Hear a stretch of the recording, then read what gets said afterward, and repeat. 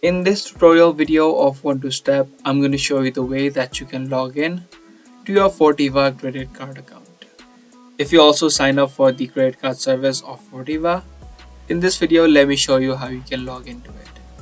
Now first of all, you need to open up the website of Fortiva, which is called myfortiva.com. So type this in the search bar of the web browser and you'll land on this website. And on the right hand side of the website, you can see this login form.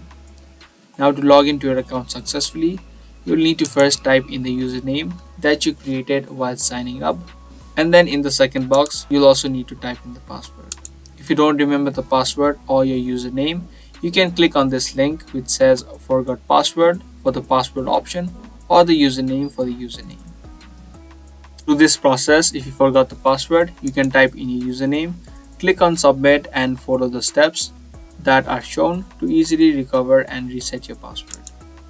If you do remember your password and your username, you can just click on sign in and you'll be successfully logged in to your Fortiva credit card account. So that was a quick and easy video. I hope you guys found this video helpful. If you did, be sure to give this video a thumbs up and also subscribe to our channel. I'm gonna be soon back with more informative videos just like this. Until then, keep watching.